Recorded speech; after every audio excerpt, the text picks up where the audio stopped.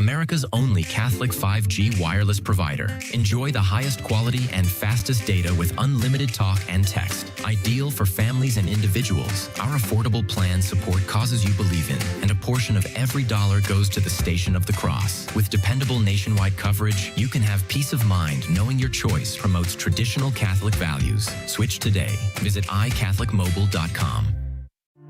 Never, ever get discouraged because of past failings, but to renew our commitment to our Lord today, serve Him with greater fidelity, zeal, generosity, to put into practice our good resolutions, that perhaps made before but haven't kept yet. Good, worthy resolutions, not just avoiding sin, but to practice a particular virtue we need most: humility, patience, charity, mercy. So let us be mindful of this important truth, that time is so short, and our Lord is coming for us, and it could be any moment. And in the meanwhile, do what St. Francis advises. Brethren, while we have time, let us do good. That's Sermons for Everyday Living from 6 to 7 a.m. Eastern on the Station of the Cross. At the Station of the Cross, we understand that life circumstances can affect your giving options, whether by moving or by switching banks and credit card numbers. Please let us know if recent changes have been made to your payment information so that we can better serve you as you continue to bless us with your financial support. Update your information today at thestationofthecross.com or by calling 1-877-888-6279, extension 104. The Station of the Cross Catholic Media Network presents Saints and Seasons. On November 6th, we celebrate the feast of St. Leonard of Noblac, abbot and confessor. Leonard was born into a noble Frankish pagan family in the late 5th century during the reign of King Clovis. Like Clovis, Leonard was baptized a Christian by Bishop St. Remigius.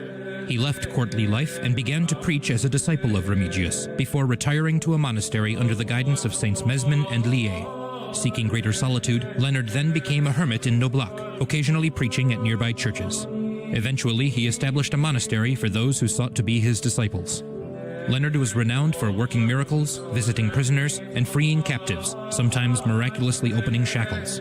Because of the abbot's holy reputation, the king even permitted Leonard to free prisoners at will, and he granted much land to the monastery. Leonard died in the mid-6th century and remained obscure for a long time, until in the 12th century, the crusader Prince Bohemond of Antioch attributed his release from Muslim captivity to Leonard's intercession. Leonard's popularity exploded, and churches all across Europe were dedicated to him. Leonard is hailed as a patron of prisoners, locksmiths, porters, women in labor, and against robbery and burglary. Also honored on this day are St. Felix of Thainissa, St. Severus of Barcelona, St. Leonard of Rearsby, St. Winick, St. Nuno the Constable, and many other martyrs, confessors, and holy virgins. For more about the saints and seasons of the Catholic Church, visit thestationofthecross.com/saints and seasons. Ask a Priest Live, weekdays at 6 p.m. Eastern on the Station of the Cross. We'll bring you a different priest each weekday where you can participate in a live Q&A on the topics that matter.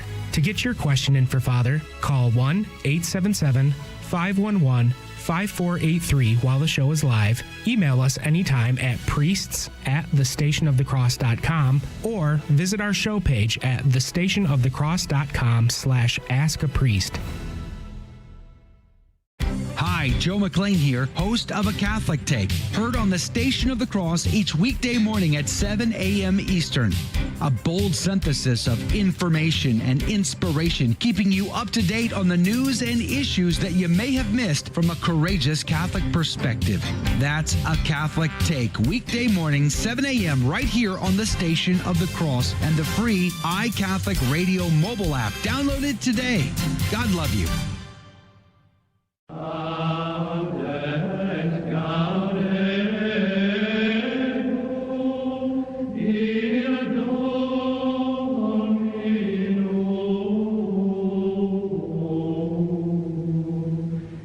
This is Joe McLean, and you're listening to the Station of the Cross, proclaiming the fullness of the truth with clarity and charity. Heard around the world on your Android and Apple mobile devices. Go into the world and and tell every man that you meet, there is a man on the cross. A Catholic Take. What you need to know right now. A bold synthesis of inspiration and information. Keeping you up to date on the news and issues from a courageous Catholic perspective. A Catholic Take with Joe McLean starts now. Praise be to Jesus Christ. Welcome back to A Catholic Take, a bold synthesis of information and inspiration. I'm your host, Joe McLean, and it's great to be on with you. Waking up to the news that Donald Trump has had a comeback for the centuries. I think some people are going to be in full meltdown mode here this morning. Have a listen to this. And I said that many people have told me that God spared my life for a reason.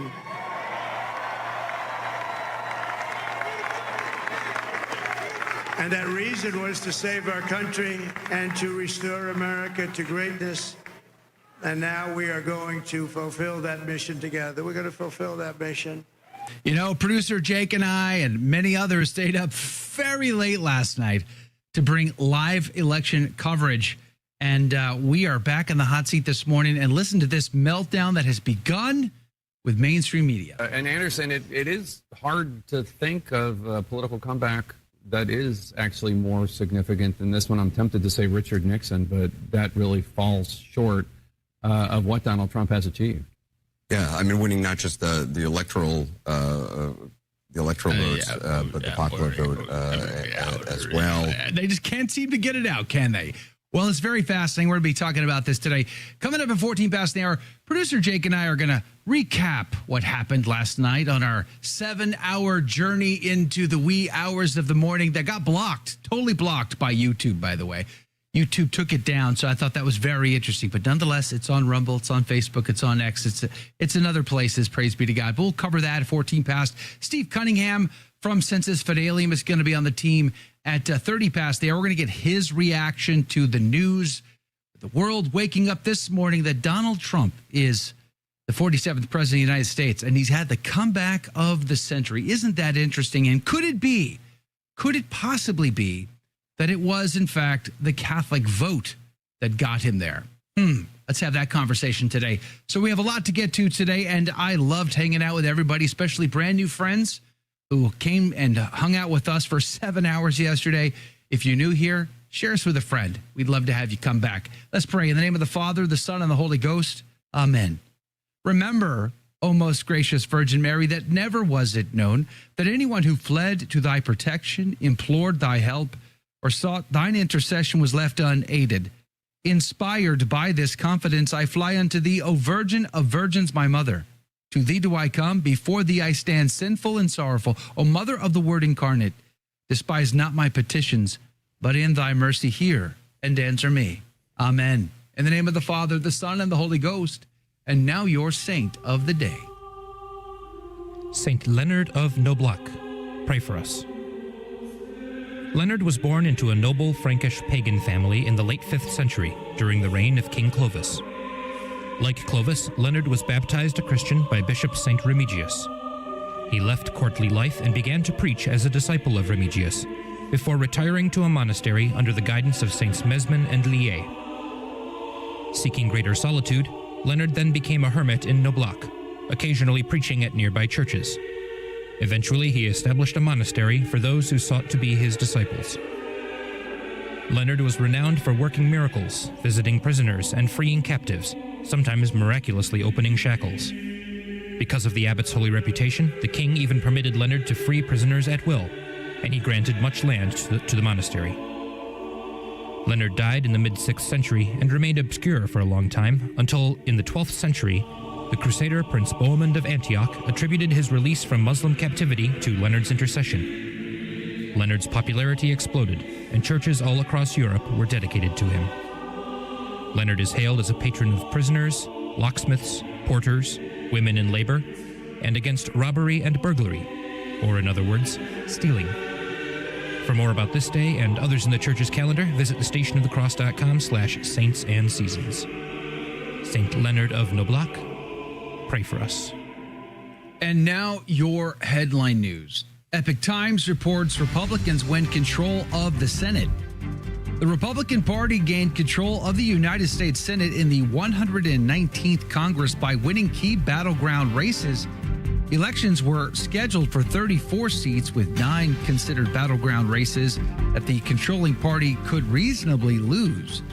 In these contests, GOP candidates defeated several Democrat incumbents. Republicans will now control the U.S. Senate, which has the power to approve or reject all nominations to the federal judiciary, cabinet, and sub-cabinet offices, as well as the general legislation.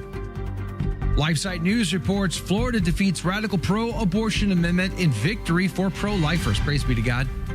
A Florida pro-lifers led by Republican Governor Ron DeSantis defeated a proposed amendment to embed a right to abortion in the state constitution on Tuesday, breaking the abortion lobby's 2-year winning streak with amendments and denying them their most desired victory yet. Amendment 4, the so-called Amendment to Limit Government Interference with Abortion, would have required abortion to be allowed for any reason before fetal viability and render post-viability bans effectively meaningless by exempting any abortion that the abortionist claims is for health reasons. For all this good news, though, there's a lot more bad news on the abortion front. States like Missouri and Arizona and others all got rid of their restrictions. That's terrible. Ground News reports protests erupt in Israel after Netanyahu fires defense minister. Thousands of Israeli protesters protested in Tel Aviv against the firing of defense minister Yoav Gallant amid ongoing war in Gaza and Lebanon. Prime Minister Benjamin Netanyahu dismissed Mr. Gallant due to significant gaps and a crisis of trust affecting the war. Israeli President Isaac Herzog said that Mr. Gallant's firing was the last thing Israel needs right now, reflecting widespread concern over the decision. Those are your headline news. The gospel today comes to us from Luke chapter 14, verses 25 through 33. And there went great multitudes with him, and turning, he said to them, If any man come to me, and hate not his father and mother and wife and children and brother and sisters, yea, and his own life also, he cannot be my disciple. And whoever doth not carry his cross and come after me cannot be my disciple. For which of you, having a mind to build a tower, doth not first sit down and reckon the charges that are necessary, whether he have wherewithal to finish it? Lest after he hath laid the foundation and is not able to finish it, all that he see begin to mock him. Saying this, man began to build and was not able to finish it. Or what king about to go to make war against another king doth not first sit down and think whether to be able with 10,000 to meet him that have 20,000 come against him? Or else, whilst the other is yet far off, sending an embassy, he desireth conditions of peace. So likewise, every one of you that doth not renounce all that he possesseth cannot be my disciple. The gospel of the Lord.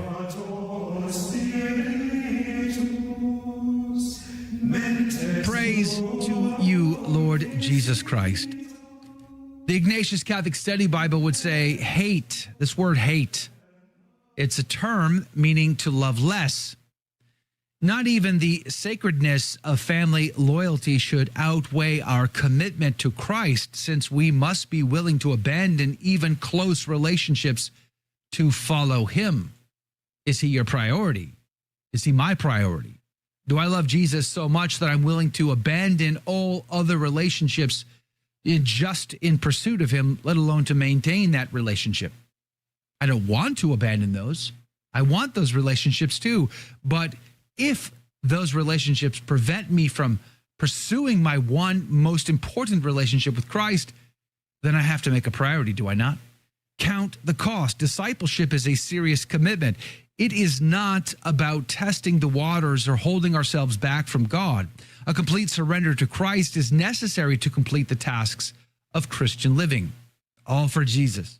A Catholic commentary on Holy Scripture said, he who wishes to imitate Jesus in his devotion to the kingdom of God must have that detachment which grows out of a complete self-surrender.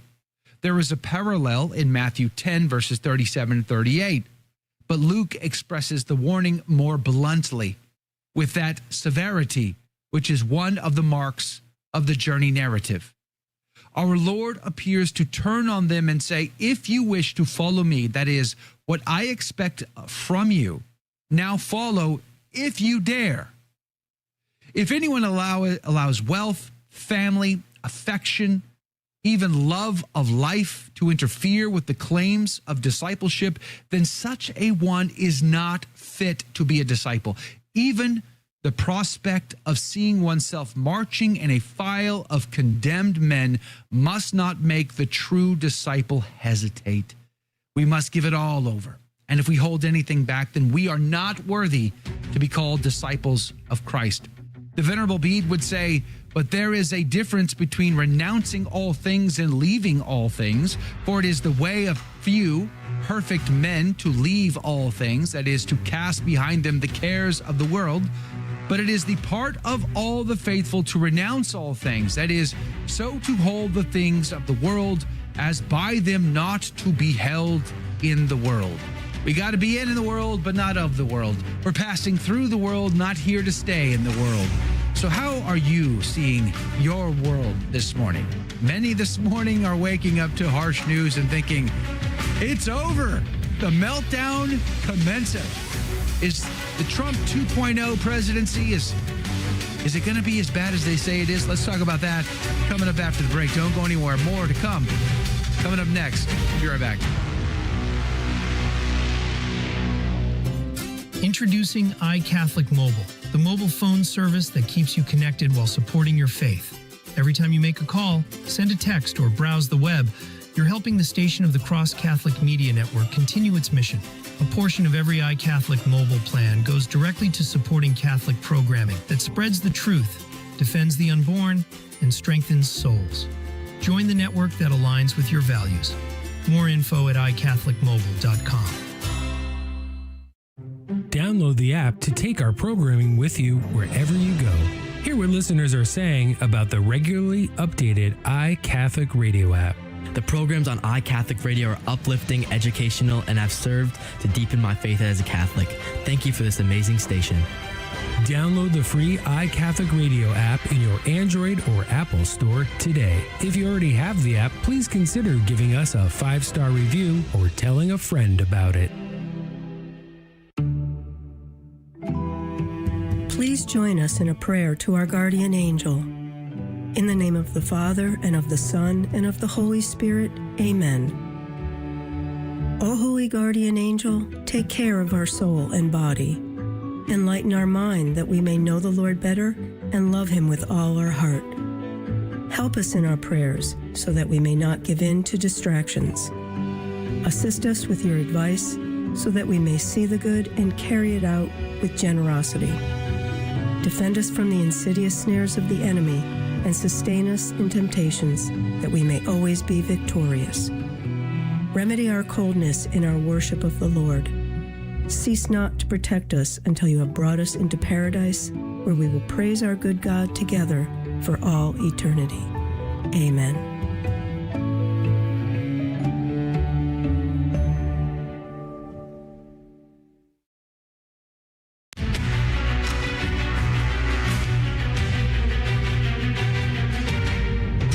Be to Jesus Christ. Welcome back to A Catholic Take, a bold synthesis of information and inspiration. I'm your host, Joe McLean. So good to be on with you. Praise be to God.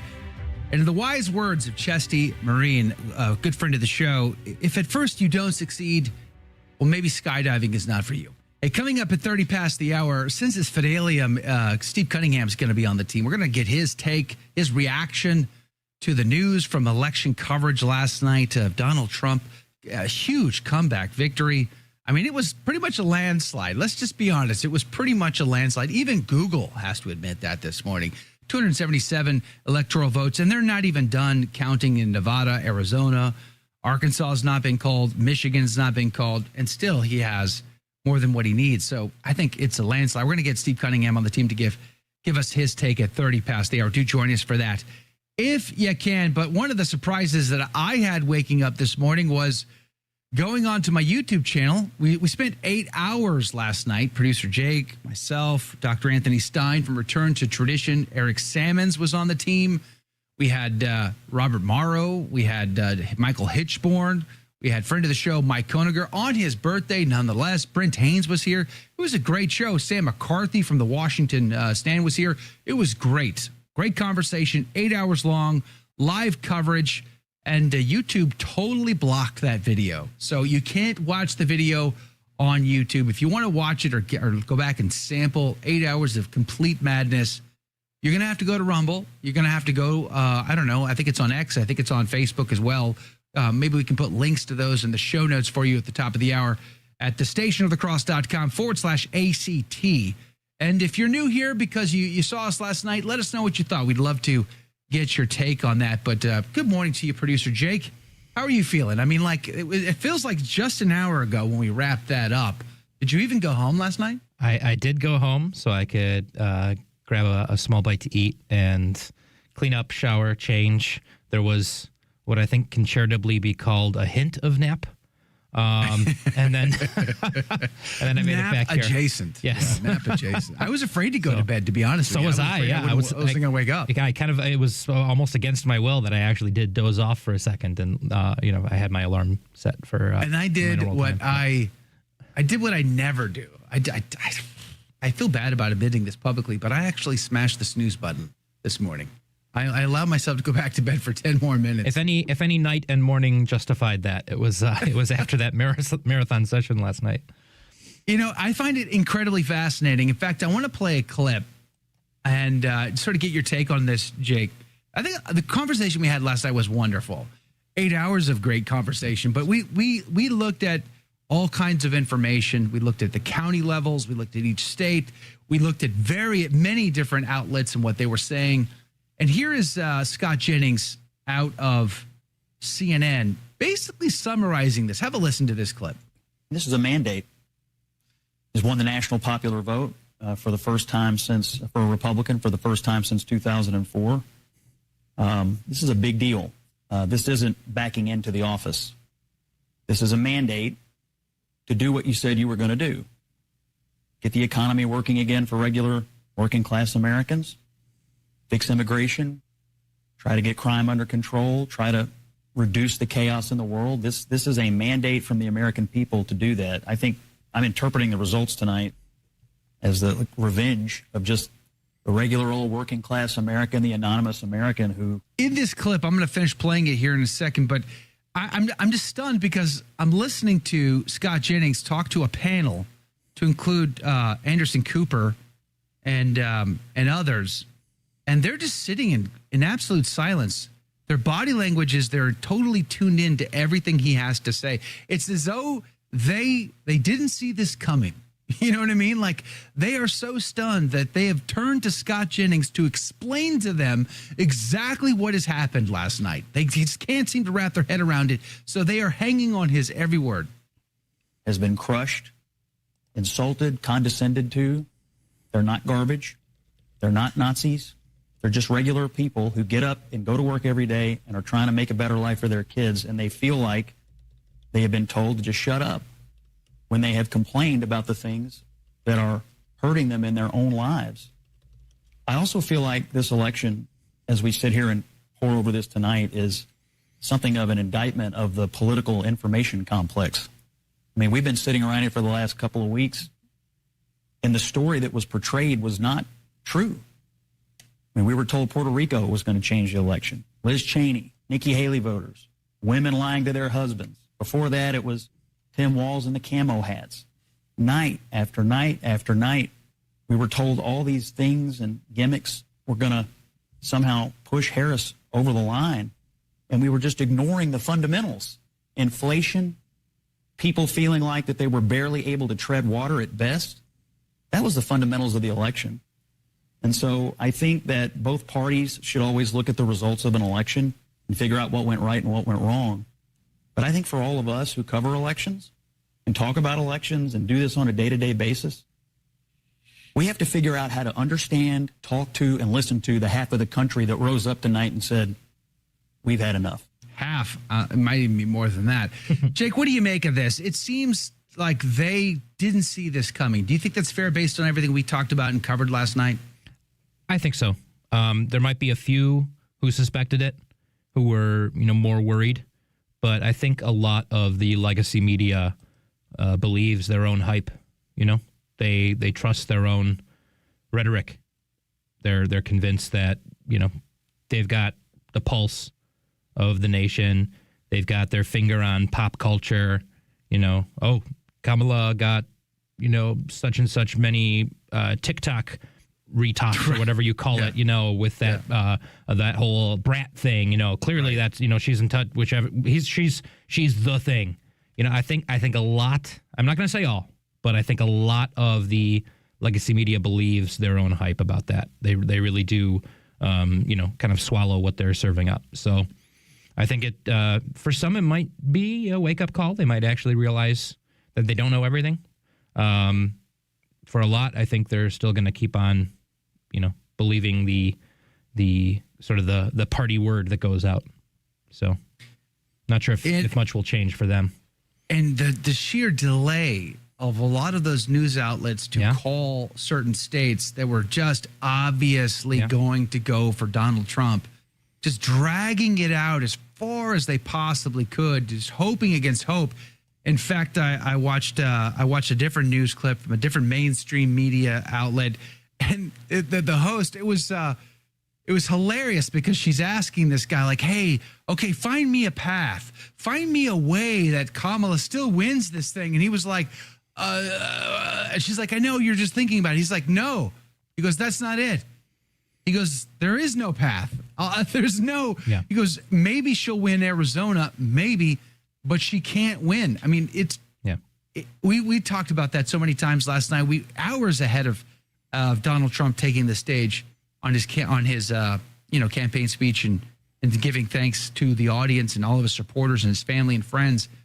Well before that, we looked at the map. We spitballed that. We were giving Kamala every state we could possibly give her, to include the Rust Belt. And the math always worked out that Donald Trump would win.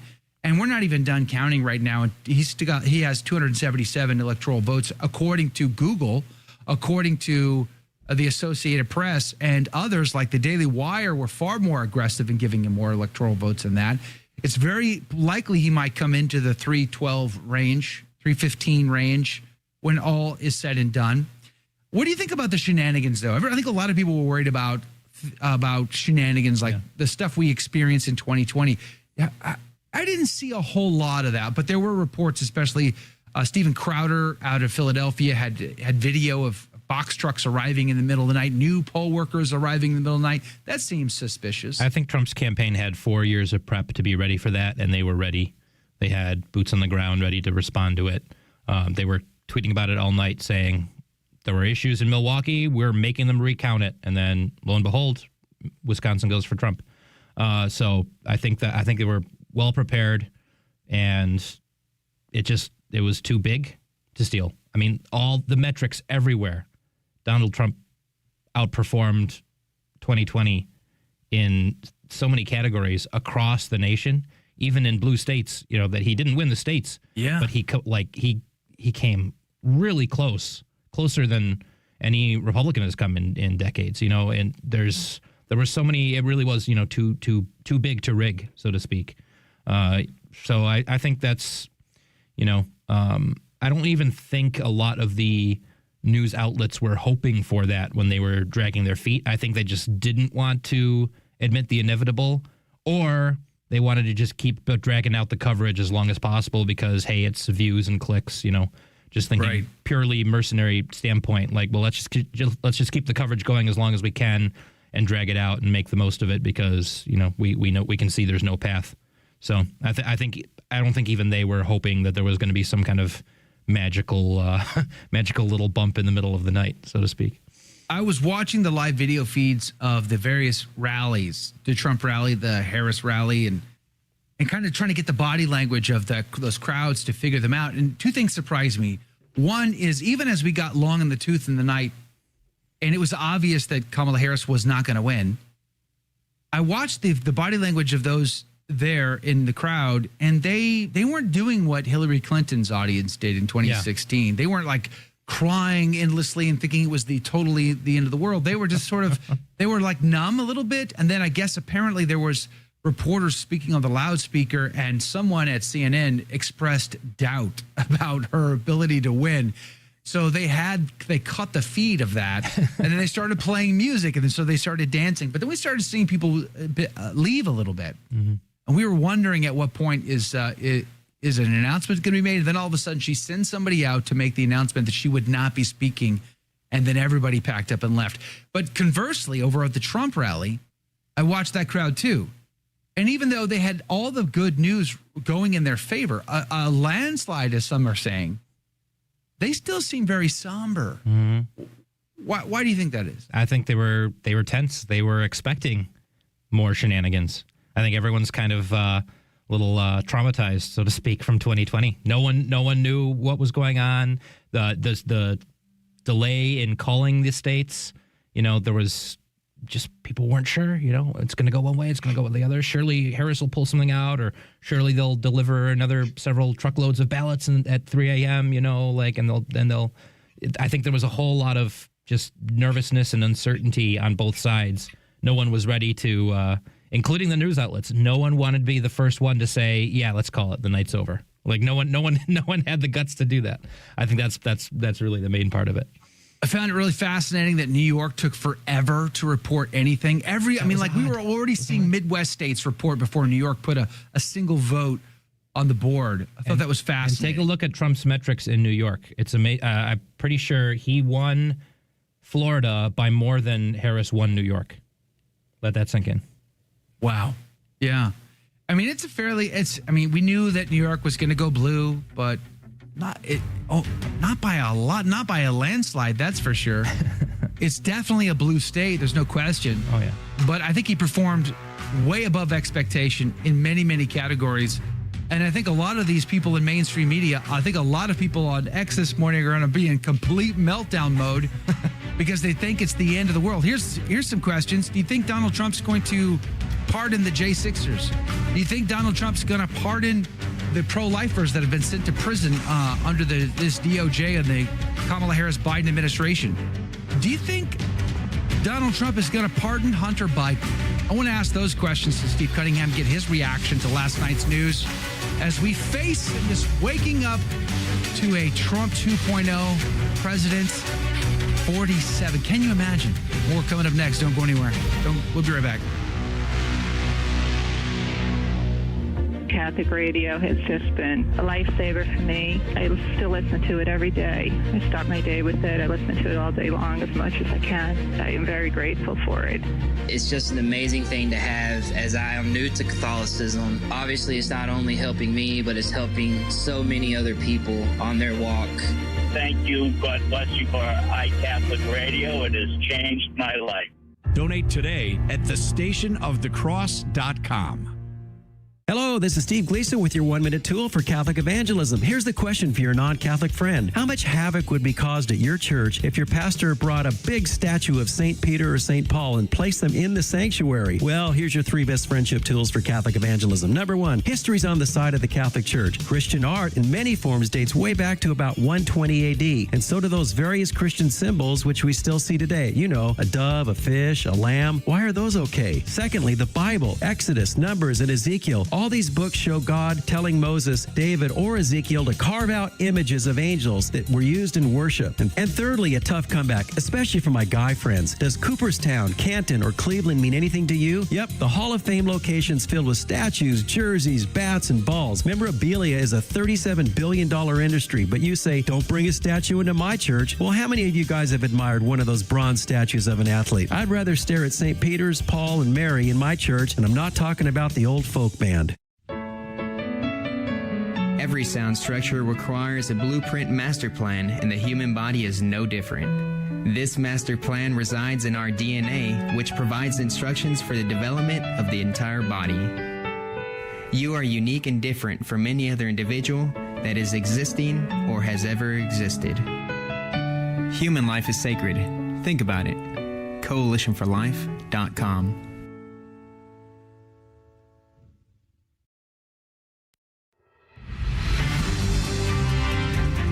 Praise be to Jesus Christ. Welcome back to A Catholic Take, a bold synthesis of information and inspiration. I'm your host, Joe McClain.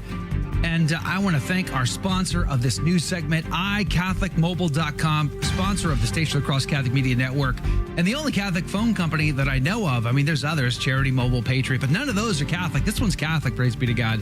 And yeah, they got unlimited data plans, and of course, they're going to give you a waive of your activation fee if you mention my name, but they're on the team. They're on the Catholic team. We love it. We love partnering with them. So thank you, iCatholic Mobile, for your generosity. Hey, all right, let's jump into the news. Catholic Vote is reporting a man threatens to shoot Christian filth if Trump wins. The FBI yesterday arrested a 25-year-old man now charged with allegedly sending a message threatening to shoot Christians with an AR-15 if Trump is elected president. In an anonymous November the 2nd message to the FBI office, the suspect wrote, quote, "I shall carry out an attack against conservative Christian filth in the event Trump wins the election. I have a stolen AR-15 and a target that I refuse to name so I can continue to get away with my plans," close quote. Guess that worked out. A Ground News reports Hurricane Rafael threatens Caribbean Cuba braces for second major storm. Sources agree that Hurricane Rafael poses a significant threat to multiple regions, including Jamaica, the Cayman Islands, Cuba, and potentially Florida. With expectations of heavy rainfall, flooding, and potential mudslides, Rafael is the 17th named storm of the unusually active 2024 hurricane season. It poses significant risks to areas still recovering from Hurricane Oscar, particularly Cuba, which is struggling with recent power grid failures. Catholic News Agency reports Catholic voters favor Trump over Harris nationally and in swing states, exit polls show. According to the Washington Post exit poll, Trump won the national Catholic vote by a 15-point margin, 56 to 41%. This shows a much larger victory for Trump among Catholic voters than the Post 2020 exit polls, which showed Trump with only a 5-point lead above President Joe Biden. The shift represents a 10-point swing in favor of Trump from 2020 to 2024. Those are your headline news. Praise be to God. A Sensus Fidelium is, one of those outlets that I love. I love listening to the homilies that are posted to the YouTube channel, and they publish books too. I'm not sure if you're familiar with Sensus Fidelium Press. I want to encourage you to check it out. We're going to put a link to it today in the show notes, sensusfideliumpress.com. Steve Cunningham, founder, is on the team today. Good morning to you, Steve. Good morning, Joe. How you doing, bud? I am half asleep. I'm exhausted.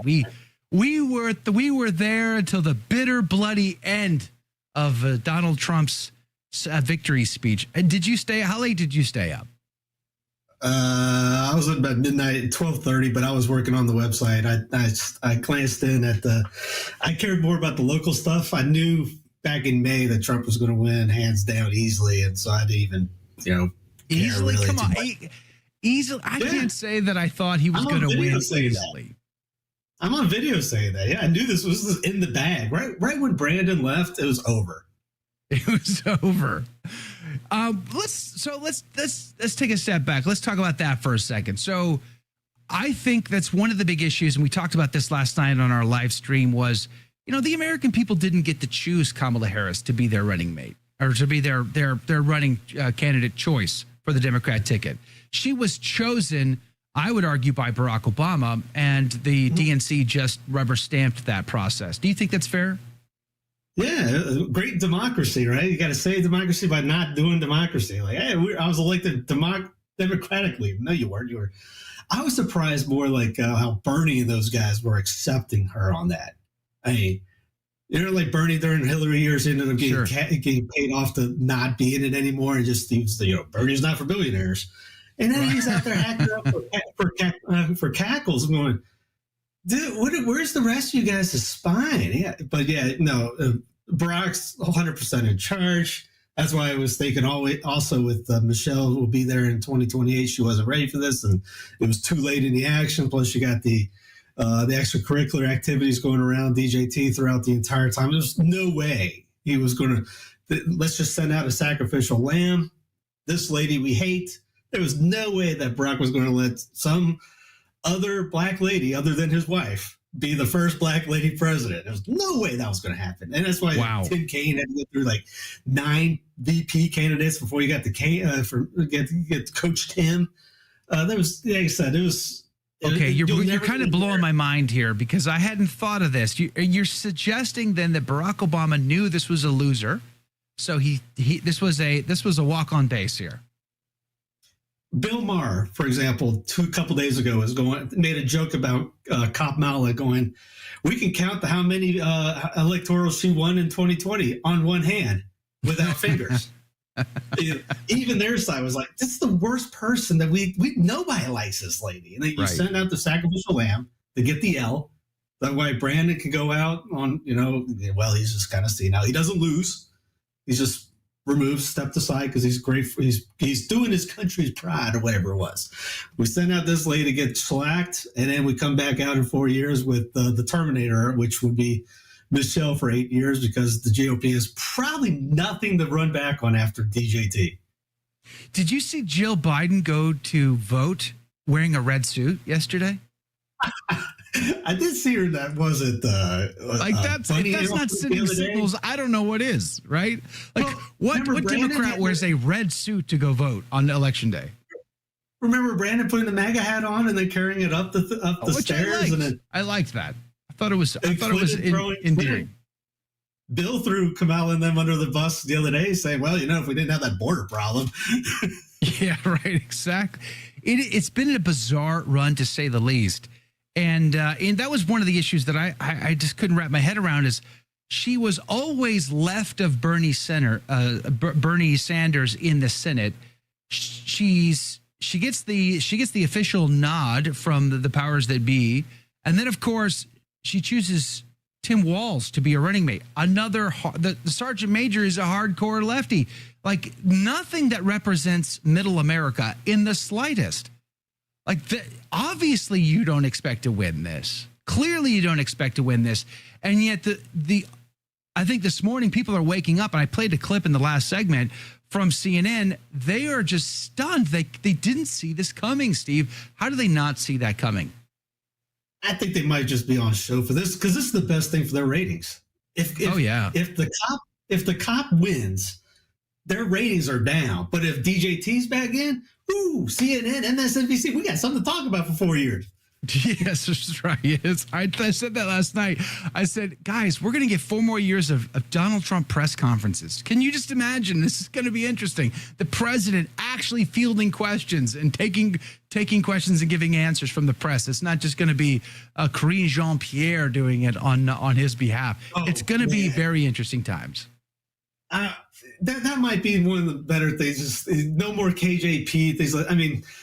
Will Trump be this glorious white knight savior? I mean, we look at the baseball card stats from 4 years ago. I mean, he drone bombed more than Obama. The price everything went up. Planned Parenthood got more money. Inflation, all that jazz was nothing good. Not a lot of good was coming out of it. I don't know if everyone just has short-term memory. Not saying Kamala was a better idea. Definitely not. I was like, why'd you guys put this one in of all the people you had? But again, my conspiratorial mind, 2020 was no accident. 2016 was no accident. 2012 was no accident. Why would we think 2024 was no accident? Hence why I was saying DJT's coming in. Just like in 2016, you let the steam out after 4 years of Brandon and Cackles being in there. Everyone's ticked. There's no way in God's green earth they were going to let that go over with everyone just getting more mad. You let the steam out. Maybe they introduced digital ID because we got Elon Musk and Peter Thiel in office now. Maybe we get CBDC. Who knows? I mean, there was a lot of promises about getting rid of the fluoride, getting rid of vaccines. We'll see. I want his cheerleaders be all over him if after 100 days, stuff that he promised this time around doesn't go through. Because we got to hold these guys accountable just like anybody else. He's a politician. He promised everyone out there he's going to put an oath in a couple days or a couple months. He's made some big promises this time around. It'll be interesting to see how he keeps those. Deportations is definitely one of the things he promised in his stump. Yep. We're all curious. How are you going to pull that off? Where are you going to get the money to pull off an operation of that magnitude and that size.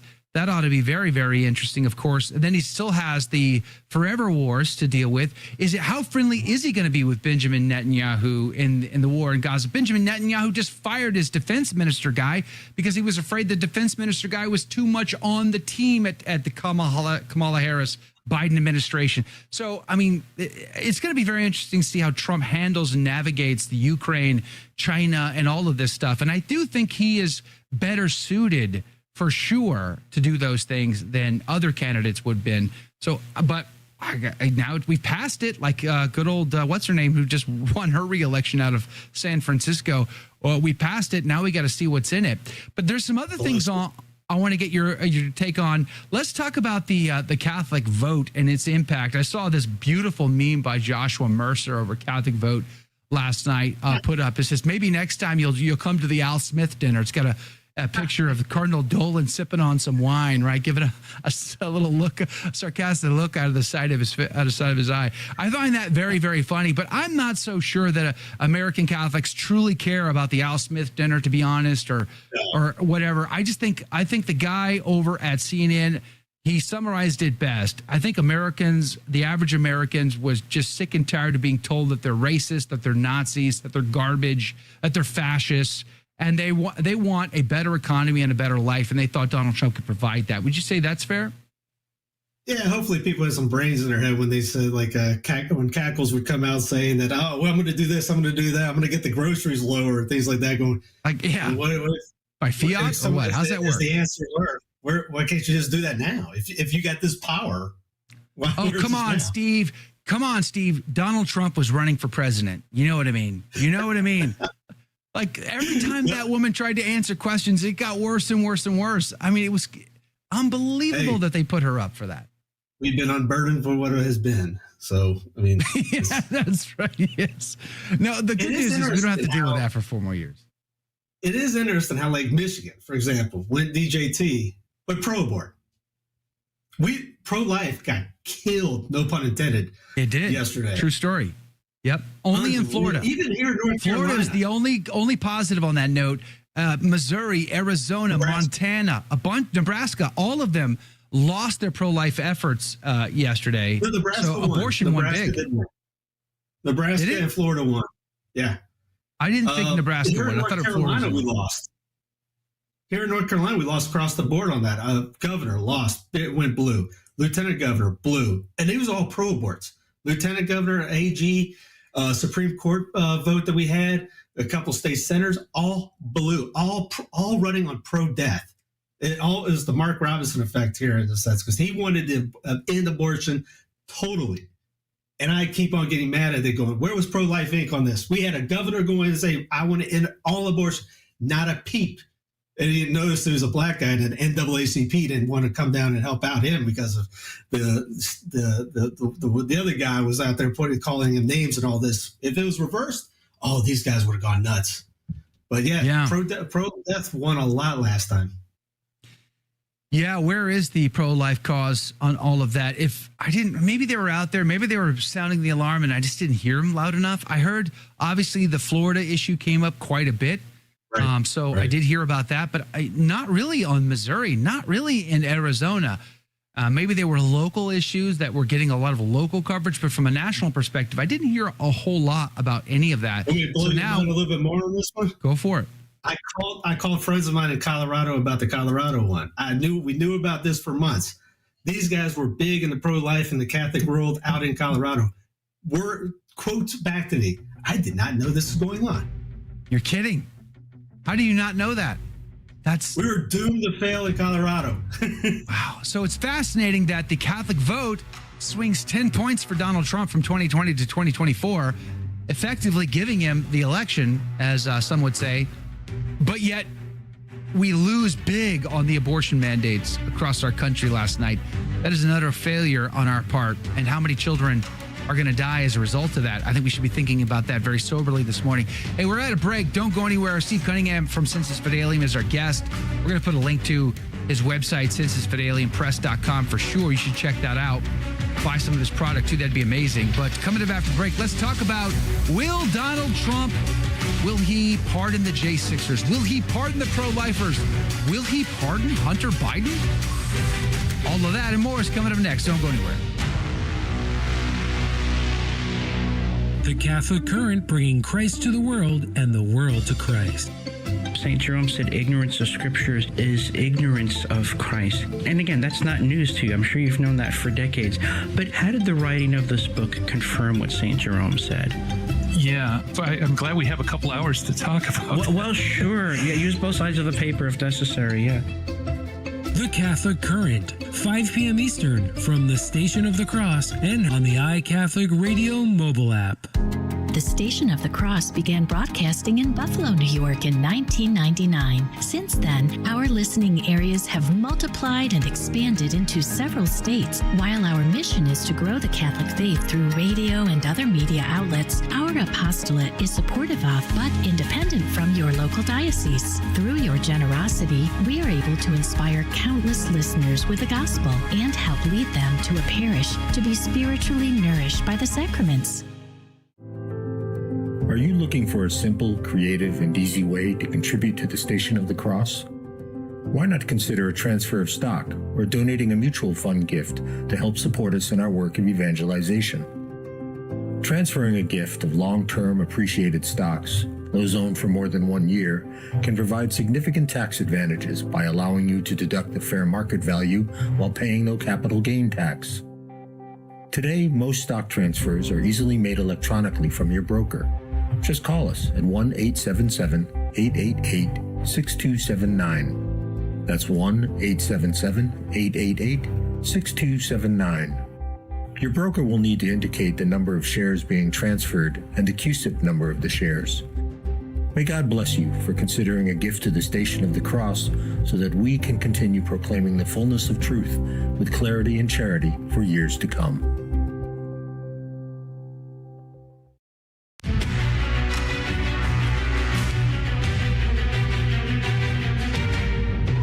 Be to Jesus Christ. Welcome back to A Catholic Take, a bold synthesis of information and inspiration. I'm your host, Joe McClain. So good to be on with you. Praise be to God. As we wake up to Trump 2.0 and the great meltdown has begun. Did you catch any Rachel Maddow last night? Oh, my heavens. That woman has definitely lost her mind. It's going to be fun next 4 years just watching that for entertainment purposes. But last night, Jake and I and the team got together. We did it was basically an 8-hour live stream with the live election results, which was a lot of fun. Never done one of those before, so I thought that was very fascinating. We had a good time doing it, hanging out with a lot of great people online and commenting and interacting, and really enjoyed that, praise be to God. I'd love to send you the YouTube link to that, but unfortunately, YouTube blocked it, totally blocked it, won't show it to anybody, which I thought was hilarious this morning when I got up. But it is available on Rumble. We'll put a link to that in the show notes for you at thestationofthecross.com/ACT. But we're having a conversation with Steve Cunningham from Sensus Fidelium. We're going to put a link to his press as well, sensusfideliumpress.com, in the show notes for you. And by the way, also, before I jump back in, I did see that we have a straw poll going over on our YouTube feed this morning.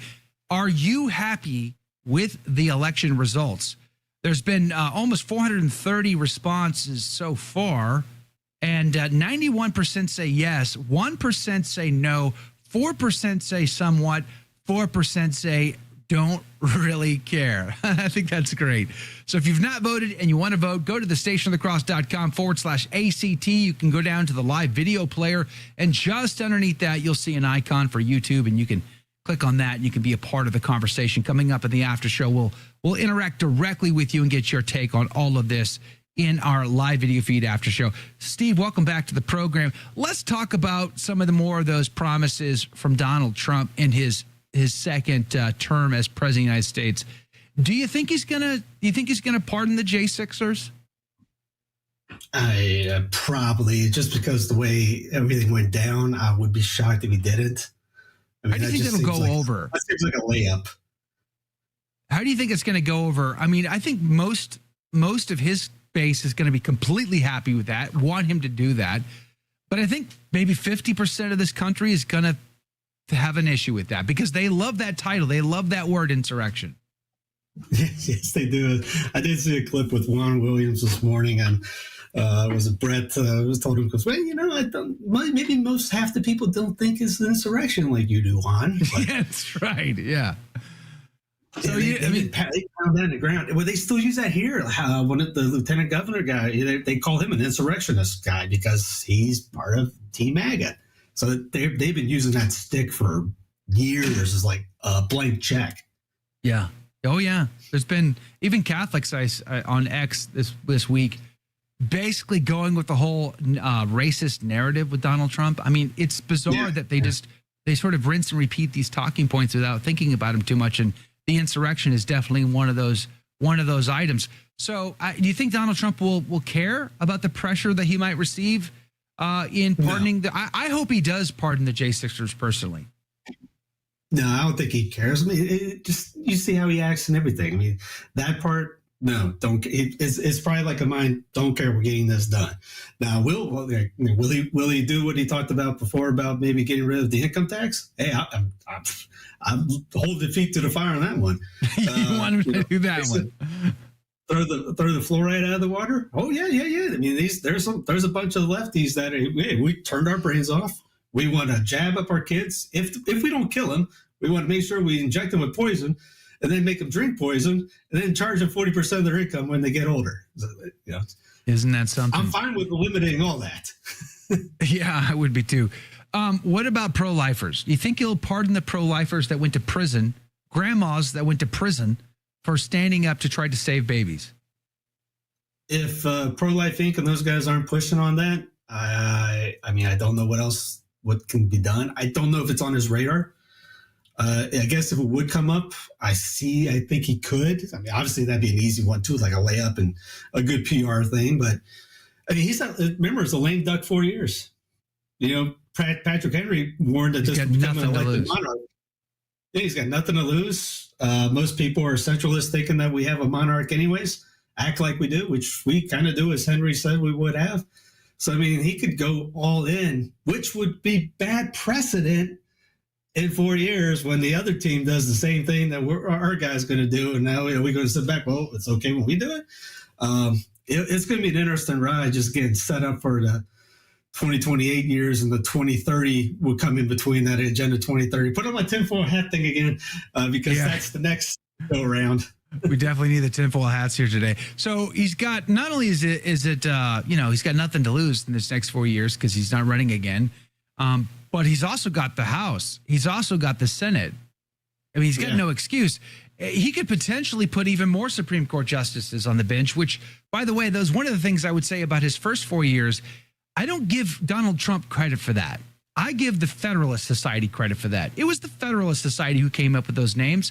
It was the Federalist Society said, Donald, you need to take these people to Congress and get them passed. These people need to be on the bench. These are the right folks. And to his credit, that's all he did. Took that list and he went with it. He needs to do that again in his next four-year term. But with everything going for him, it makes you wonder. He might be able to get something done in the next 4 years that he wasn't able to do in his first term. But one of the caveats that I'm really concerned about is his cabinet appointments. I don't think he did all that great in his first 4 years appointing people to his cabinet. A lot of rhinos there that circumvented his efforts and sort of made things worse. Wouldn't you agree? John Bolton right off the top. I mean, he talked about, I'm going to drain the swamp. Wow, he filled the swamp last time around. So hopefully he's got a better right-hand man in his ear going, you may not want to do that, dude. That guy is pretty much like Satan incarnate. Let's not have him here. I mean, when he put Bolton, I remember just when he put Bolton, he apologized for this on one of the shows, I think. Was it Rogan? And he said, oh, yeah, a friend of mine, a really smart guy, ended up saying, that's not a good idea. But I told him I already gave him the job. I'm like, what were you doing beforehand? Did you not look it up? Like, how'd you so obtuse that you didn't know how bad Bolton was? It's like, you know what? I want Lindsey Graham to run the DOD. Bill Barr, there's a bunch of them. Bill Barr, there was a ton of them. There was a ton of them, that were in his cabinet. They were just terrible choices. And they all stabbed him in the back at the end, right towards the end there. It just got so Which was ugly. Hilarious when Cackles were saying all these guys that get down this laundry list, Cheney and Bolden, all these guys going, yeah, it was that mean. It literally was that mean. But you don't have to sell me on it. If these guys don't like the guy, I like the guy even more. it's like, you're saying Cheney's endorsing Kamala Harris? Oh, all right. Then I guess we're voting for Donald Trump now. Like, who on Kamala Harris's team thought that was a great idea? Let's run with this. Let's get Cheney's on our team. Like, seriously? Like, this is a terrible idea. America does not like the Cheneys, for crying out loud. I mean, the J6 committee, let alone the whole Iraq invasion kind of a thing. Like, it just boggles the mind. Who's in charge and why? There's no rhyme or reason to it. Okay, but we're going to run out of time on the radio side. We can continue in the live video feed, but some people are saying that there's talk of Donald Trump considering a pardon for Hunter Biden. Do you think that he'll do that? So after 2016, he had Bill at lock her up. 2 weeks later, it's still on video. You can look it up. He's at the inauguration breakfast. Yeah. Is my good friends Bill and Hillary Clinton. These guys are all, it's WWF and World Wrestling Federation before it changed to WWE. The cameras go off, they're all friends. Like, it's the same thing. Cameras are off, they hubby bubby, shake hands. We like, hey man, can you help me out with this? Sure. I wouldn't be shocked if that comes down. Now, cameras are on. Yeah, sure, you might appeal to the base a little bit. I don't know, but I mean, these guys are all friends. Well, they say it's a nod towards bringing reconciliation to the country by pardoning Hunter Biden. It makes people like him more. So we'll see. I guess. Last time I heard reconciliation, they had this thing called Reconstruction where they destroyed the South. So I don't trust that word. You're still holding on to that one, huh, Steve? You're still holding on to that one. That's praise be to God. Just un poquito. We ought to talk about that in the after show, because there's a great Confederate General Longstreet became Catholic after the war, and a Republican, and embraced Reconstruction. And thanks to his efforts, I would argue, the South has become deep red in 2024. So maybe more on that in the after show. We'll see you guys right back here tomorrow morning. Until then, God love you and God bless you.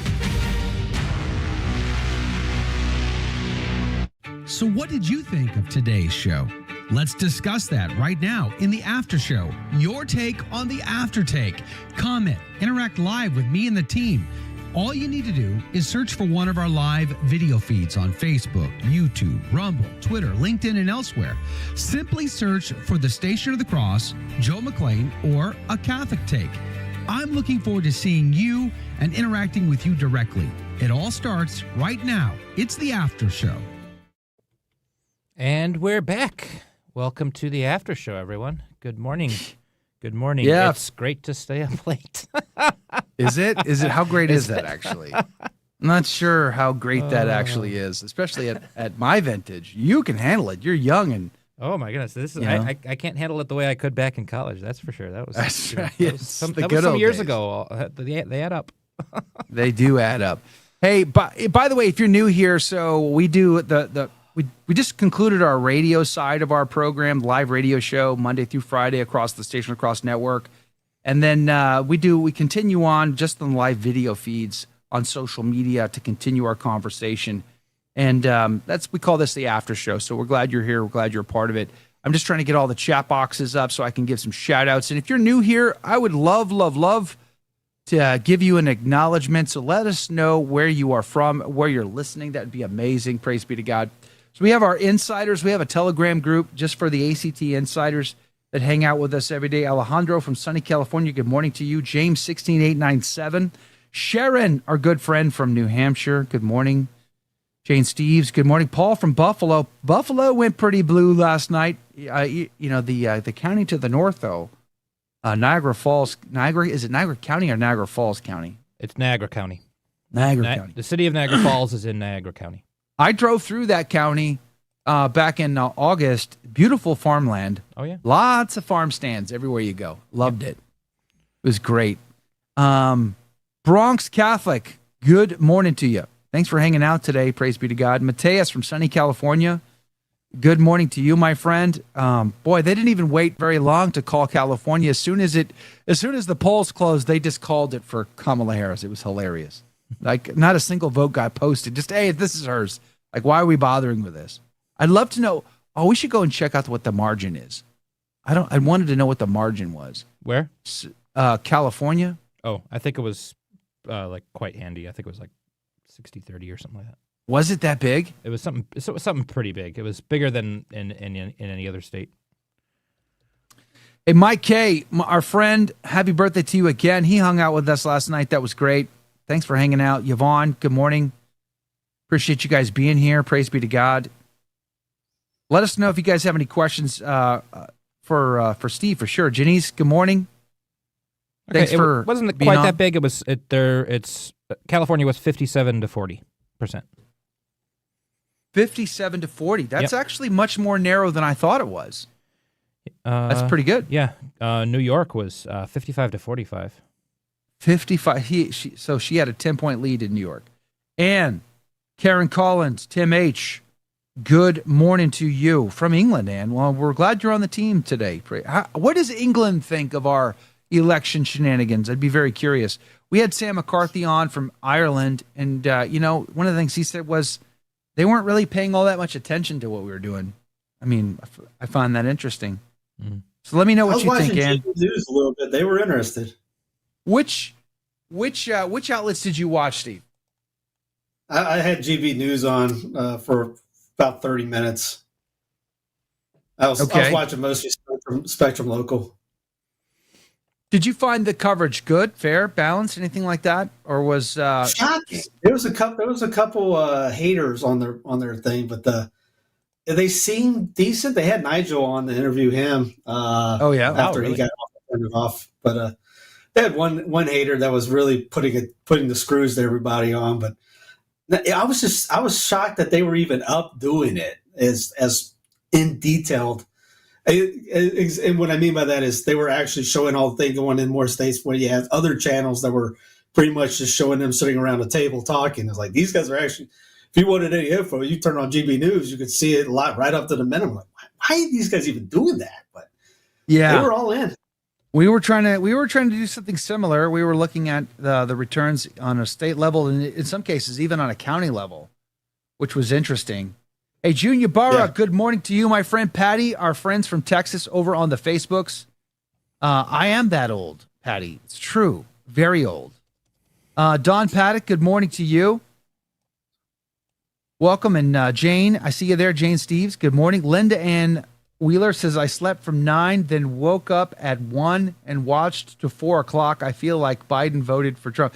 We all laughed about Biden going to bed at 9:30 last night. I said, take a moment to reflect on this. It's the most consequential election of our time. That's what we're told every time. Like, whatever. It's the most consequential election of our time. We're launching hypersonic missiles off the coast on an election night, potentially riots. Go off on their own. Yeah, I mean, like there's potential riots. I mean, Antifa tried to pull some shenanigans in Portland. Thankfully, the cops shut them down. Praise be to God. But there's a lot at stake, and Joe Biden goes to bed. I know I get it. He's older. He's senile. I understand all of that, but he's the president of the United States. At least pretend for a couple more months, man. It's all you got. But he goes to bed. I think that was obviously a snub towards Kamala, don't you, Steve? I'm torn because me, I'm going, I don't care because he doesn't have the power to do everything everyone wants him to do. And when he goes to bed at night, I'd rather him be at the beach all day long or play golf like DJT or anybody. Get him away from things. You're not supposed to be. You're not a legislator. You're not this. You're not supposed to be, at least. So I look at it going, no big deal. But I mean, the way we do have it, throughout the last couple of months, there was a lot of snubs that he was doing at Cackles and Freedom Tunes had you guys watch Freedom Tunes? No, not really. I mean, I know of it, of course, and I have in the past, but I haven't watched it. No. They had a great one when Cackles brings Biden up to the podium and says, say the thing, but Joe, say the thing. And he's praising her, and she's all this list. And he goes, every time you see what I did, she was right there with me. And oh, man. It's so bizarre. The fact that his wife wore red, he goes to bed, he wore the MAGA hat, it seemed like he was obviously very bitter over over getting kicked out by his buddy Barack, I think. And yes. he was punishing him. Throughout the time, you remember seeing the big meetings they had, and everybody shaking Barack's hand, but no one shaking Joe's. There's a lot of stuff that was going. He's in the background, people making fun of him. I'm sure he sees that, and then everything that went down. I mean, they put him out there. They didn't have him on his meds like 2020, when you could say like, "Oh, look at his eyeballs; they're wide awake," and all this. It's clearly that DJT was probably holding back, going, "This guy might die on stage." I mean, I can't just box him. You know? Yeah, we can't. It We got to was be so careful. bad. I go a little easy on him. We do got to be careful. Yeah. Elizabeth Ramirez, good morning to you. Shannon Spencer, good morning to you. Thanks for hanging out. Don Franco is on the team. Good morning to you, Don. Tradish Mom is here over on the Rumbles. If you're on Rumble and you've never commented before, make today that day. Praise be to God. Banji 245, good morning to you. Pray for us at Mass today. We'd be grateful to you. Lynn Pine, Sci-Fi Mike, good morning. Good to see you here, my friend. Let's see, Jim Awini, good morning to you. Prop 1 passed in New York. Our Constitution will now protect abortion and trans rights. That's how horrible is that, huh? How bad is that? That's America today. That's a problem we need to correct. We need to correct. And we said it last night on the stream, and I totally agree. It's a problem that can only be corrected truly through evangelization, in my opinion.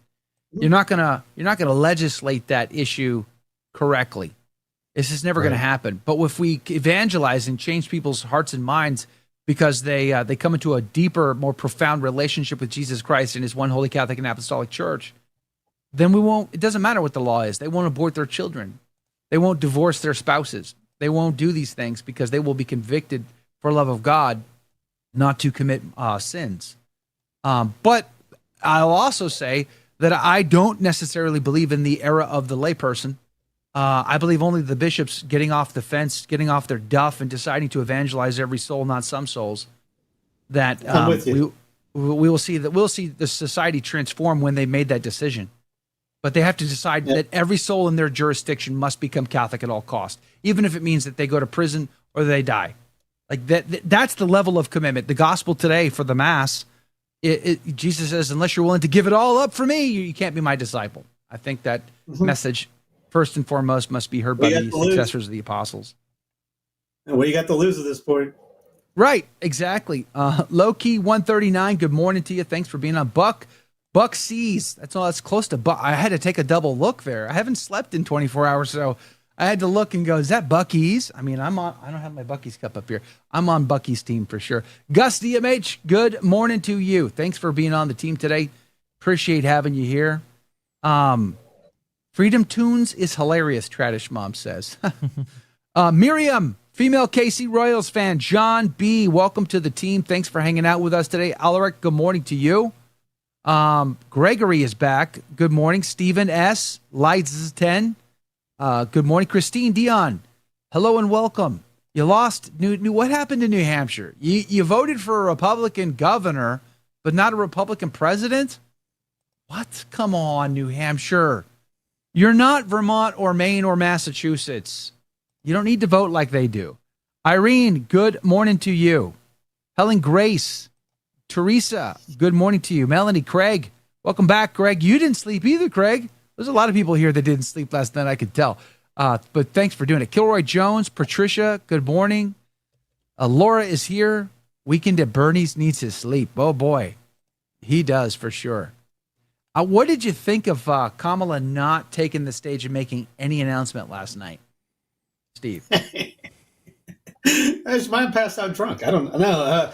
Like we didn't see the last video clip we saw of her last night was of her reportedly taking a phone call in the poll watching center or whatever she was in her command bunker, taking a phone call from somebody who said they were voting for her, and she holds the phone up and it's on her camera app, not on the phone. I think she might have faked that. And that was the last clip we saw of her last night. Well, the clip we saw before that was of her meeting with a voter and then saying, okay, let's go over and we'll pretend I'm knocking on the door for the first time. So, I mean, that's kind of par for the course, I think. So awkward, man. Like, how are the fact that those videos are getting out so easily. And again, like, I think I mentioned it last night because everyone was afraid of the steal going to happen, and we were giving the New York Times updates. Like, New York Times has been leaking these very unfavorable stories about her for a few days leading up to the election. They kind of knew it was already going to go down. Yeah, like, that what? way. How do we interpret that? They were covering their bases, I think. You think they're covering their bases? Or are they on the team? And that there's a project that they're a part of. I remember 2016 when I was doing Uber all the time. My last drop off on election night was to the DNC party. I was dropping some lady off. She goes, "Come back in a few hours. You're gonna have a lot of happy customers." And I remember about 11. I usually get up at 3 to start at 4 there, and I almost stayed up to midnight to go downtown and just blast Dixie on the radio. Oh man, that's interesting. Let's talk about the South for a second. Because the South, in antebellum period, and then, of course, post-Civil War, was all Democrats. But now they're all Republicans, deep, deep red Republicans now, as we see from last night. The entire South went Republican. And as I said at the end of the radio side, General Longstreet, who converted to the Catholic faith when he was in New Orleans as a surveyor, he got on Team Grant, President Grant, and he was all about it. In fact, he caught a lot of flack from his Confederate compatriots, and he basically said, "Guys, we lost. We lost. We got to get on the team here." Now, I would say Longstreet felt like it was his best effort to slow the process down and take it more gradually. But the Reconstruction effort after the Civil War, the North occupied the South, and it was kind of a brutal period for our country. How do we explain that swap from Democrat to Republican, though? I would say don't look at the party part of it, because the Republicans, the Lincolnian idea, he was the first radical Republican. And all those guys afterwards were pretty much the same. And the Democrats were actually the pro-family, pro-life group in a sense. Lincoln was for the Corwin Amendment as well. He was for slavery being perpetual. A lot of those abolitionists that you hear about, these guys were virtuous, blah, blah, blah.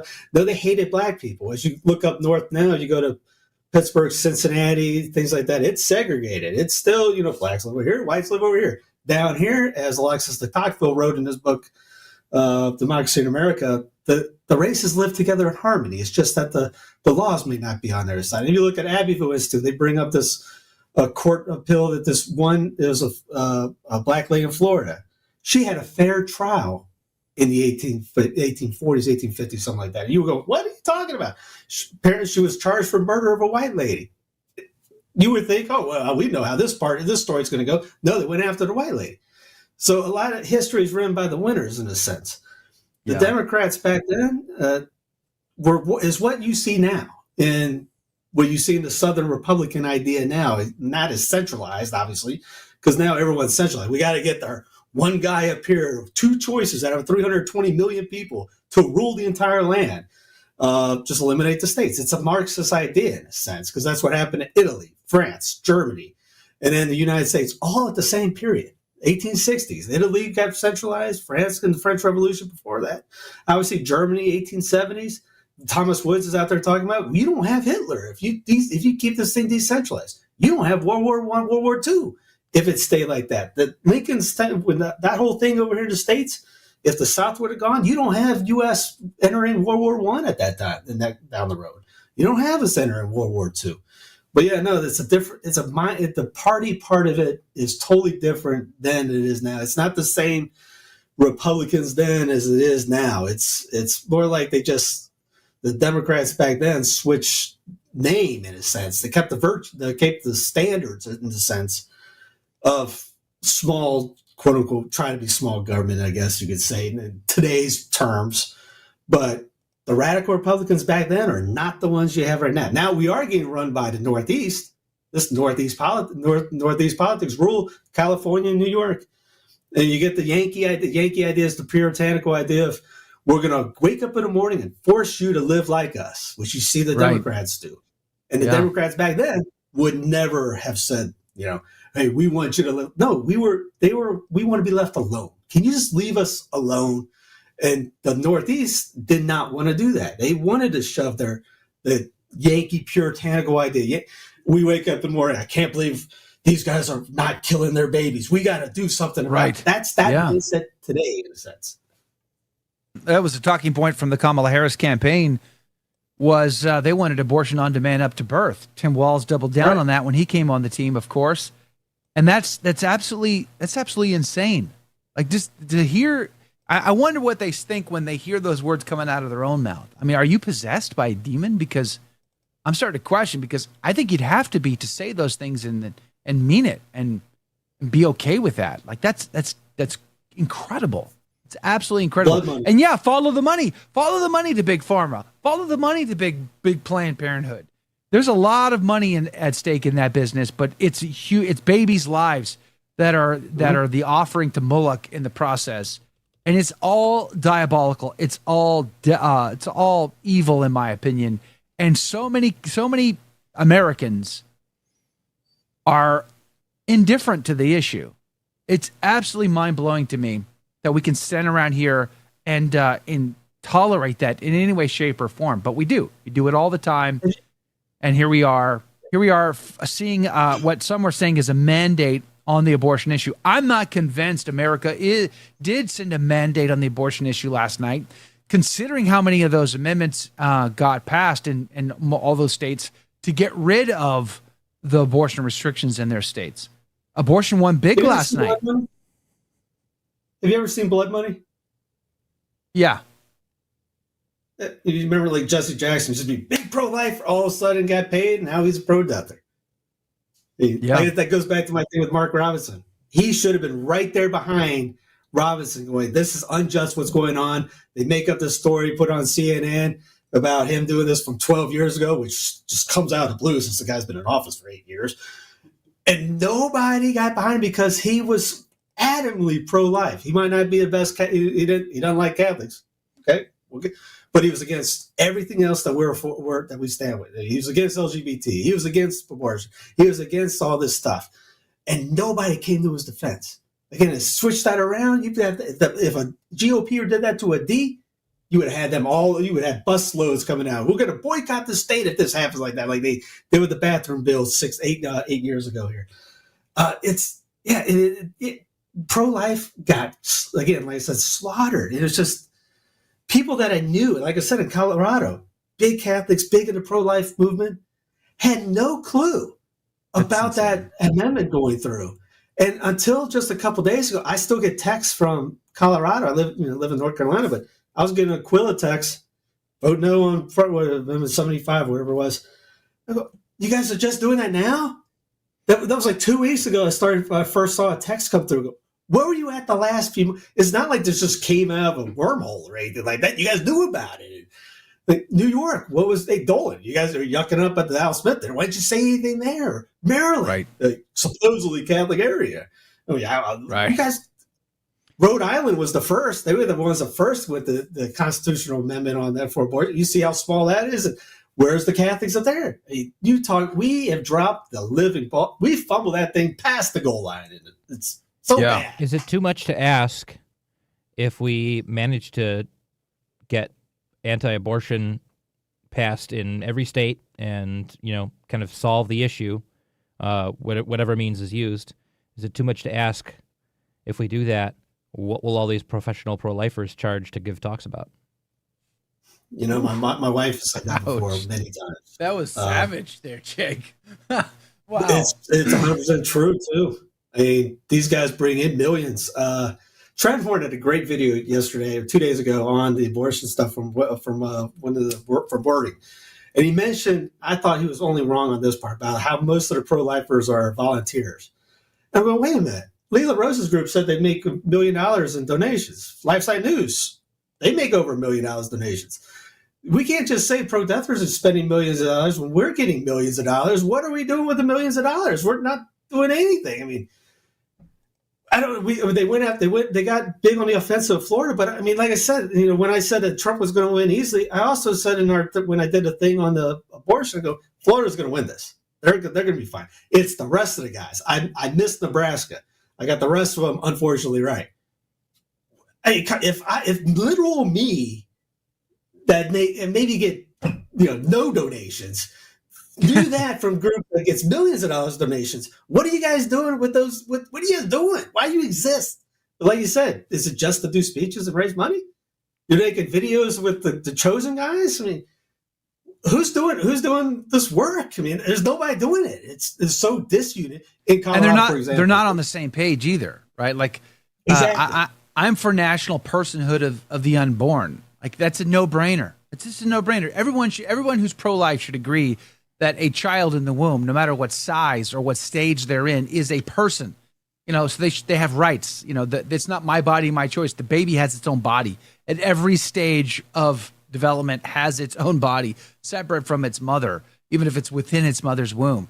But somehow all of these pro-life big organizations, and I find, especially in the Catholic Church, everything is so cliquey, right? We get into our little cliques, and then you're not our kind, so we don't really hang out with you. We don't talk to you. We don't work with you.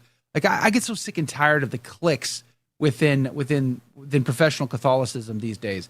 It just it's disgusting, because especially when it comes to the pro-life issue, like, it's a no-brainer. If you're pro-life, then you should feel that the unborn child has rights, that as a person has dignity made in God's image and likeness and must be defended. And we should all be on the same page, but we're not. We're definitely not on the same page. And it doesn't suit their apostolate with what they're doing, and therefore we're not going to work. This one's not going to work with that one, and it just gets ridiculous over time. By the way, can we give a shout out here? I see Flying Tigers in the chat box this morning. He was up very late last night with us, Rob Morrow. Praise be to God, Rob. Thank you for your generosity of time hanging out with us on the feed, giving us some feedback, especially from a foreign affairs perspective. Really appreciated that. So hopefully you're going to get some sleep today. Praying for your mom, of course, as well. Joe, can I blow your mind one more time? Please. Oh, yeah. Go ahead. I'm tired, so it's easy to do.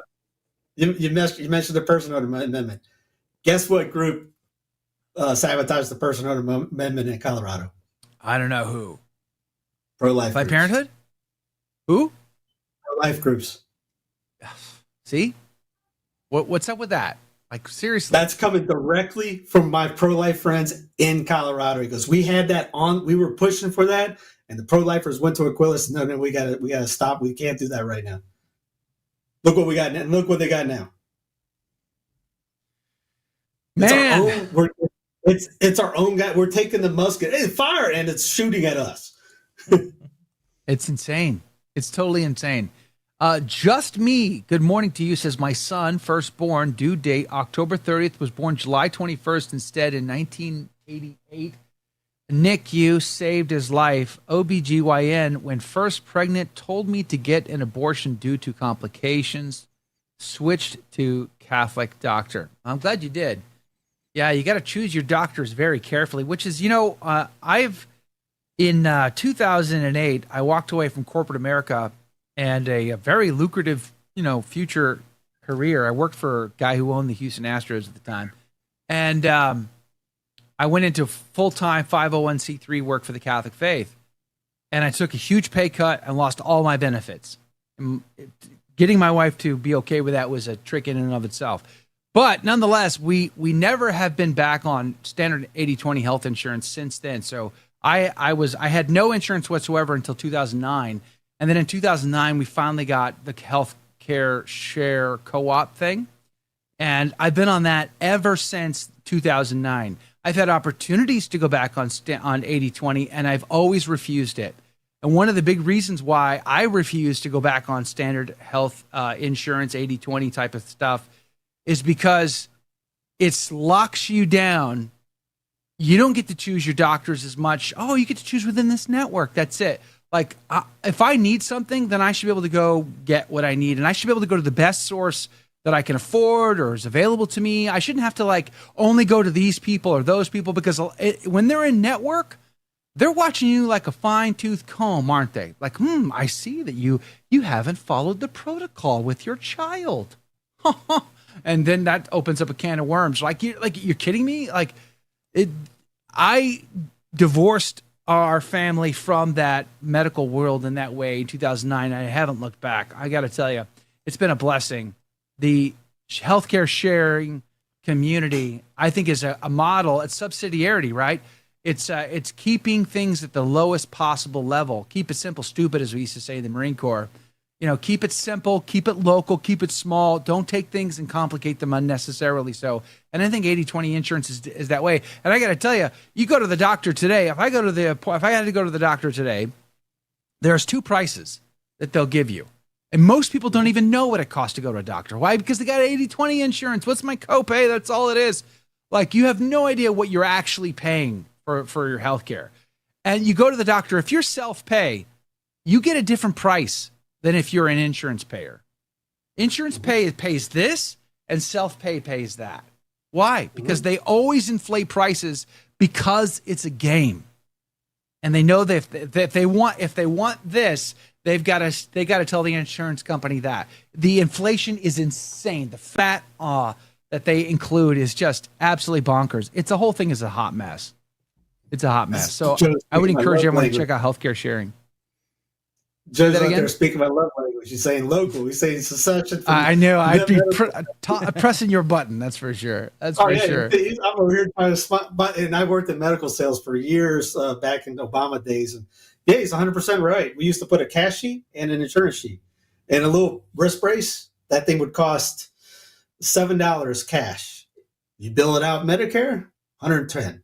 Yeah, exactly. $110. But that's centralized government. That's centralized medical, and every insurance company has to follow Medicare. Dama Catholica, I use Samaritan, and when I joined in 2009, there were no Catholic options. There were just Protestant ones, and so we joined Samaritan, and then Obamacare came in, or the Affordable Care Act, which, by the way, a lot of commentators are melting this morning thinking that Trump is going to do away with the Affordable Care Act. He didn't do away with it when he was president for the first 4 years. Is he going to? I don't know. I don't think he's going to, but whatever. So if he comes and takes a hatchet to that, FBI, CIA, I'll build the darn statue for it. That's right, exactly. I'll buy a MAGA hat. I promise. I will wear the MAGA hat on the show every day. If we get rid of the education department, the energy department, if we get rid of the taxes, he does that, I'll have a MAGA hat on every show. I'll change my voice. We'll get matching tattoos, Steve. You and I are going to go get MAGA tattoos if he does all of that. We're going to just go full bore. MAGA Nation. Anyway, when Obamacare got passed, when Obamacare got passed, Dama, they made it illegal to not have insurance. So it got tied to your tax returns every year. And they locked it down. They were not allowing any more healthcare sharing groups to be established. So that sort of locked everything in. We went Samaritan at the time, 2009. And when some groups started to be formed that were sort of, they found a loophole. They were able to get the what is it called? CMF Curo or something like that, the Catholic group. When they were able to establish those, this because they were under the umbrella of a Protestant group, really is what happened. But I didn't switch. And one of the reasons why I didn't switch and I stayed where I was because when Obamacare got passed, massive amounts of people came into Samaritan. And so the pool got bigger. Because the way it works is every month we put our money into the pool as a community. And then Samaritan says, all right, we got this pool of money. Who needs money? All right, Bob needs money. Susan needs money. James needs money. All right, this is how much money we got. So, all right, we're going to give you some money. We're going to give you some money. We're going to give you some money. And when the pool is big enough, everybody's needs gets taken care of. If the pool is too small, they have to prorate and give out a portion. So the bigger the pot, the better off you are. And I never switched because those Catholic pots were small. And I didn't want to, have that be an issue. We've had babies, surgeries, all kinds of issues. We've had gallbladders removed, broken bones. We have all kinds of things, all handled through Samaritan. I've had physical therapy and all the rest. So I would encourage you to check it out. But anyway, we're out of time. Great. Steve, you're on Samaritan, you said, right? Yeah, I'm on Samaritan. It works great. Works great. Yeah, except our Save to Share was $700 this month. That's been the highest it's ever been, I think. Kind of crazy. Well, think about it. If you rate regular insurance with a lot of kids, that's good. That's a discount. Oh, yeah. In comparison. But that's like saying you got to vote for him because he's better than the other side. I know he's better than the other side, but it's high. It's just expensive. Anyway, Steve, thanks for your time today. Praise be to God. Grateful for you and weighing in on Trump Wave 2.0, the great meltdown of 2024. Rachel Maddow was screaming still. She hasn't stopped for 4 hours. We'll see you guys back here tomorrow morning for another round of ACT. Share us with a friend. God love you and God bless you.